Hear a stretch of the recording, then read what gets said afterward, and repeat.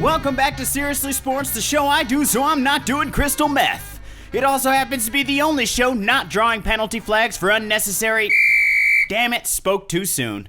Week 6 is officially in the books, and what a wild ride it's been. That really goes for the whole season thus far. I mean, honestly, we've entered into the quarterback twilight zone, man. In place of long-standing starters like Drew Brees and Big Ben Roethlisberger, we have instead Teddy Two Gloves Bridgewater making his triumphant return to the status of franchise quarterback, and Mason Rudolph, Devlin Duck Hodges? Of course, Gardner Minshew in Jacksonville, Ryan Tannehill may have supplanted Marcus Mariota as the Titans starter. Suffice to say, it's been weird. But there are teams that were thought to be guaranteed playoff contenders that aren't quite looking the part. Others appear to be on life support. Which reminds me, damn it, somebody go check on Miami. Oh, son of a bitch. Clear! Come on, don't you die on me. Clear! I think we're okay. They failed to get the 2-point conversion. And with that, we'll enter into the segment I like to call, what the fuck was that? Let's get into it. Starting with the team we were just talking about, the Miami Dolphins. Josh Rosen. What the fuck was that? 15 of 25. So he completed 60% of his passes, but for just 85 yards. No touchdowns, 2 picks. He's only thrown 1 touchdown pass so far this year. Now, part of the reason for that is that he's constantly under pressure. In this game, he was sacked 5 times. But that's not his fault, so the line gets one too. What the fuck was that? But seriously, do you know how bad you have to look out there for them to pull you and put Fitz back in there? Pretty fucking bad. So as of this morning, folks are already asking, is the Dolphins' evaluation of Josh Rosen over already? And it might be. But it's tough to say. Ultimately though, I'm proud of the Fins for not losing their inside track for that top pick. Because even if they don't select Tua with that pick, it would still be a very lucrative thing to have. Because some other team may be willing to sell the farm for it. Exactly. Props to interim head coach Bill Callahan for helping Washington notch its first ever win in Miami. Even if it was to what is currently perceived as the worst team in the league. Up next, Patriots-Giants. Pats.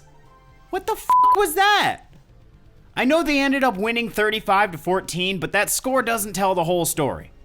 The truth is, the Patriots were really trying to give the Giants a shot to have this game. And I must admit, last week I called the Giants defense wet toilet paper on a graham cracker. Well, they really played their asses off in this game. Made me look stupid.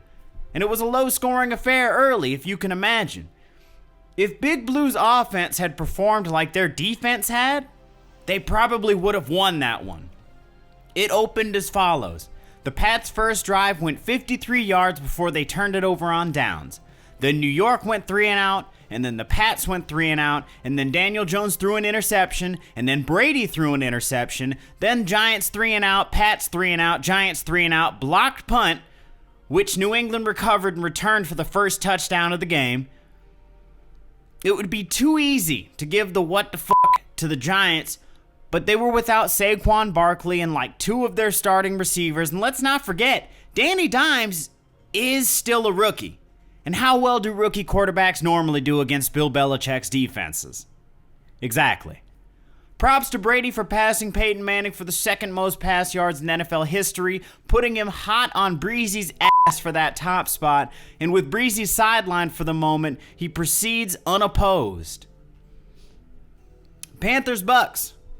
Jameis Winston. What the fuck was that? Last week, I called the Panthers winning that game because I felt they'd travel better. But damn, bro. 5 interceptions? I should be less surprised because let's face it, I don't think anybody has been more prone to turning the ball over than Jameis has in the last few years. But damn, bro. Even his first pass of the game was a fucking pick. Now, I don't know if they just failed to get the run game going or they just abandoned it altogether, but they attempted only 13 rushing plays, like collectively as a team. Yet Jameis threw the ball 54 times. There seems to be a disparity here, so if you guys need a hint as to what the problem might have been, exhibit fucking A. Props to Carolina for a great victory overseas. CMC continues his reign of dominance, becoming the first player in Panthers history with at least one rushing touchdown and one receiving touchdown in back-to-back games, further solidifying my belief that this is his team and Cam should be prepared to go. By the way, Panthers, if you're wondering if it's time to move on from Cam, consider this. What would Belichick do? Eagles-Vikings. I don't really have anything to call out on this one. More of a challenge to Kirk. Think you can maintain that level of play? You do that, and y'all will be successful. Stephon Diggs went from skipping practice to having a career day. Keep it the fuck up. Props to the Vikes for the win and Diggs for the day. Texans-Chiefs. That was an ugly one for me because Patty Cakes is my fantasy quarterback, and thanks to his down day as well as some down days from others, I lost. But as for who to call out here, it goes back to KC's defense. I mean, they couldn't stop Houston at all. Carlos Hyde recorded his first 100-yard game since week 2 of 2017. Props. Finally, see what Deshaun looks like with a decent offensive line? Pretty damn incredible, isn't it? Patty Cakes kind of killed me with his fumble, but otherwise it was a pretty exciting game. Props to Houston for the win over this tremendous Kansas City team. Moving on. Saints-Jags. Low-scoring affair. The Saints became the first team since the 2009 Raiders to win 2 of their first 6 games while scoring fewer than 15 points. And the Jags became the first team since the 2005 Browns to lose 2 of their first 6 games while allowing 13 points or fewer. Props to the Saints for the win and Teddy Two Gloves for playing such clean ball. Way to go. Seahawks-Browns. This is gonna get old pretty damn fast. But Browns, what the fuck was that? Bruh, you guys were in position to win this game against a good Seahawks team. But then the turnover bug kicked in. Y'all just couldn't help but give the ball back to Russell Wilson and let him come back to win the game. Unfortunately, I can't pinpoint the source of all the fuck-ups in this game, so it goes collectively to all of y'all. However, I will say that in response to the pundits on TV asking who's to blame for the Browns' struggles, first of all, there's enough to go around. But the majority of it lies with the one name none of those talking heads mentioned for some reason. John fucking Dorsey. Jason Whitlock claimed it's OBJ's fault, and followed that by stating OBJ should have never been brought out there. To that I ask, did OBJ trade himself to the Browns? Did OBJ trade their second best offensive lineman? Did OBJ promote Freddie Kitchens to head coach? I don't fucking think so. And as far as his behavior, compared to his time in New York, OBJ has been a fucking saint so far. So I wish they'd back the fuck off him a little and at least wait until he does something worth shit talking about. Props to Seattle for beginning their season 3-0 on the road for the first time since 1980. Keep it up. And now a live look at the Cincinnati Bengals.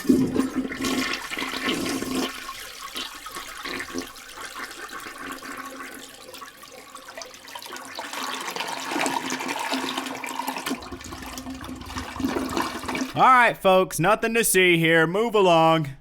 It's honestly painful to watch the Bengals. They suck. They know they suck. But it's not for a lack of trying. It's just for whatever reason, they can only seem to score points in random bursts, and then otherwise they look inept. They started out with a TD on the very first possession. And then from there, it was punt, punt, interception, field goal, punt, punt. And finally, another touchdown that brought the final score to 17-23 Baltimore, which dropped the Bengals to 0-6 for the first time since 2008. Props to the Ravens for beating this hapless squad, and specifically to Lamar Jackson, who set some history of his own, becoming the first player in NFL history with 150 plus rushing yards and 200 plus passing yards in a single regular season game. Go get him. 49ers Rams. Rams. What the fuck was that? At home. Although you could have fooled me with all those red jerseys in that bitch, I gotta say, it's so funny to me that not one, but two teams moved to LA, and the city's interest in pro football seems to be waning because now the Rams are in a slump. There's no fan base for the Chargers out there. There never has been, so I don't understand why they left sunny San Diego that was actually happy to have them to come out there and compete with a team that is previously located there, and therefore likely still had some OG fans in the area. The Chargers look out of place in LA, and their play seems to reflect that. As for the Rams, everyone's starting to see what I've been aware of since the 2016 NFL Draft. Goff's ceiling. Not so fun without Gurley in there, is it?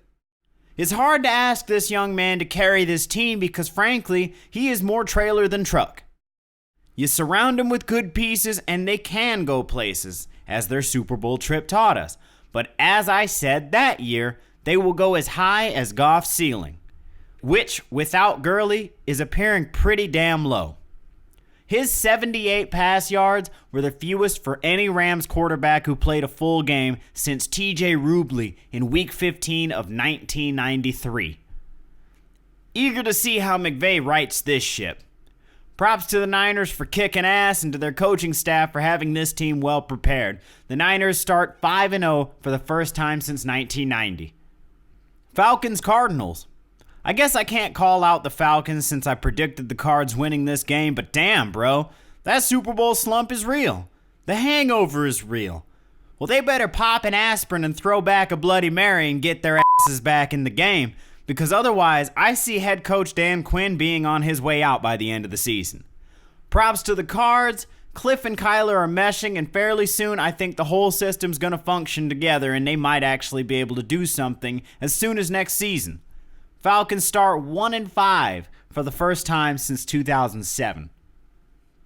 Cowboys Jets. Cowboys, what the fuck was that? Y'all got beat by a winless team. Don't get me wrong, Amari Cooper went down, which sucks because I had him on my fantasy team and he left the game after recording a single catch for 3 yards. Randall Cobb was already not in the game, and so Dak had to work with all the backups. But they had Zeke. Gotta say though, Darnold really is a difference maker. He seems to be for real. Props to the Jets for the victory and giving the Cowboys their first 3-game slide since 2017. And I can't believe I'm saying this, but props to Adam Gase for hiding his actual playbook until Darnold came back. I guess he figured I'm not going to let them see my bag of tricks with the third stringer in there. We'll just run the preseason playbook until Sam returns. And wow, dude, night and day difference. Also nice to see them leaving the race for the top pick. Titans Broncos. Titans, what the fuck was that? In the Broncos' first shutout since Week 14 of 2017, the Titans' offense was so anemic and ineffective that they actually benched Marcus Mariota in favor of Ryan Tannehill. Tanny was not much better, which indicates that while it may be about time to move on from Mariota, quarterback is far from the only position of need. Their troubles run much deeper. Props to the Broncos for the win. Lord knows Vic Fangio needed that shit. Steelers Chargers. Chargers, what the fuck was that? This is exactly what I was talking about before. There were more Steelers fans in that bitch than there were Chargers fans, and y'all are supposed to be at home. The Steelers are on their third string quarterback, which by the way is hilarious because they also have Paxton Lynch on the roster, but they're more comfortable starting the undrafted rookie. What's that say about Lynch, who by the way didn't clock a single down in that game? My goodness. Props to the Steelers, their fans, Mike Tomlin, Duck Hodges. Y'all are doing good, and I hope it continues. And finally, Lions-Packers. This one made me mad because of the fantasy game attached to it. I had Aaron Jones, who fumbled early and then dropped a wide open touchdown catch. So, as far as the call out, Aaron Jones, what the fuck was that? Now, I don't know if it was the monster game he had last week or the return of Jamal Williams, but Jones crashed back down to earth, mentally, forcing him to play like shit and invoking Murphy's Law. Whatever can go wrong will. And that seemed to put him in the doghouse because afterwards Jamal Williams started getting significantly more playing time and he made the most of it. 104 yards on the ground and 32 yards plus a score in the air. He almost had a score on the ground, but he gave himself up at the goal line to run the clock out. So some people were pissed. I also had Green Bay's defense, who failed to stop the Lions for damn near the entire game. And it was only the second time this season that they did not force a single turnover. Still, props to Green Bay, Aaron Rodgers, and Matt LaFleur for the decisive victory. The Packers are now 17-3 versus the Lions at home. Good work. And now for the picks. So if you've kept track, then you know that I was 9-5 in my picks last week. I didn't get all the scoring correct, but I did get the majority of the victors right. I'll take that. So for week 6, first up, Chiefs Broncos. Playing in Denver, decent weather. And while Denver is sporting one of the league's tougher defenses, Kansas City still has one of the most premier offenses, and historically, this Kansas City team has bested the Broncos the last few times they've met. The Broncos are on a 2-game winning streak, and the Chiefs are on the opposite, so I expect them to want to get their asses in gear for this one. Maybe get a little creative with the play calling.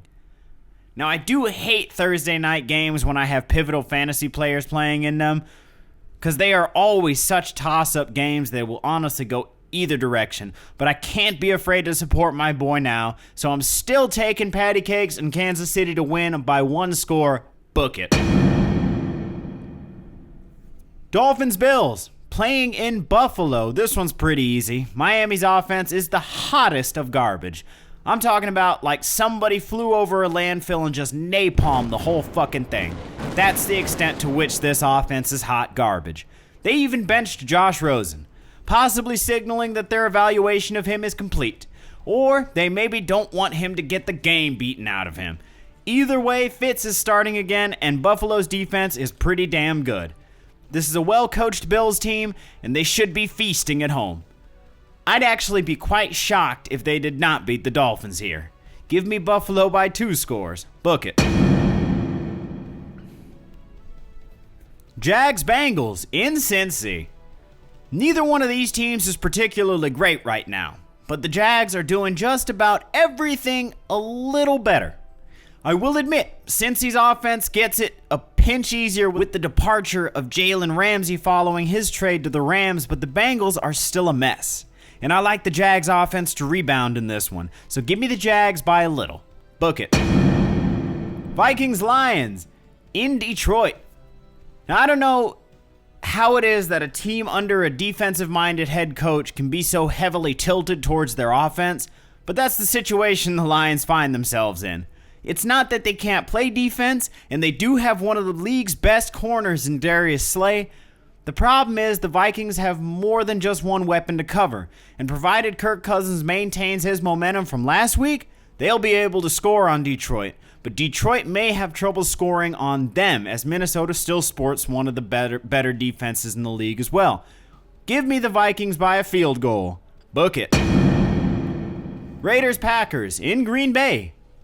I like how the Raiders are looking this season. They have a new energy about them. Unfortunately, I like the Packers more. They seem to be firing on all cylinders. So give me the Packers by 6. Book it. Rams-Falcons in ATL. The Rams are coming off a tough loss and just added a top-notch corner to their defense, although we don't know for sure how much of an impact he'll make at first, even if he plays in this game. But overall, I think the Rams are more talented and the Falcons are still on the downslide. And while a win over a team like the Rams would do wonders for that, it'll still be an uphill climb getting there. So give me the Rams by a touchdown. Book it. Texans-Colts in Indy. I like the Colts this year. Despite losing Andrew Luck to retirement, they have a well-built team. They're tough, and Jacoby Brissett has been extremely underrated as their quarterback. However, the Texans are hard to stop now that they have decent offensive line play.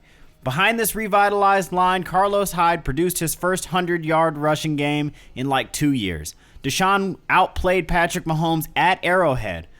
They've just been a completely different team. So give me the Texans by 10. Book it. 49ers Redskins. This one's not even funny. The Redskins notched their first win this season last week, but it was against the Dolphins, who are competing for the top pick in the upcoming draft, and they barely beat them. This will probably be a blowout and a wonderful showing for this complete team, so give me the 49ers by a lot. Book it. Cardinals Giants in New York. This one should be fun. Battle of the rookie quarterbacks. First overall versus sixth overall. New York seems to be on track to get Saquon and Evan Ingram back, which would make things much, much easier for Daniel Jones. Cliff and Kyler continue to develop, and they're finding their rhythm, which, if I can just say, is still so cute and heartwarming. As a fan of good stories, you really want this to work out for them, because it would feel like this beautiful, dramatic tale that would make for a great movie. I'd watch it. Either way, they're finding their groove, and I remain at the position that as long as the offense produces, that defense will work.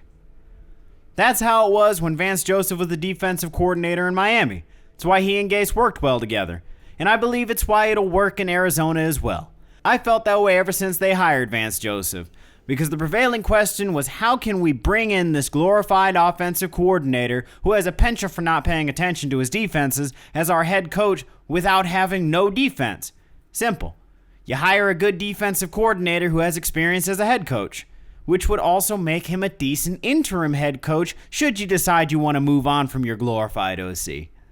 Regardless, the team is trending up, and the defense gets Patrick Peterson back from his PED suspension, so he should be nice and juiced up, ready to go.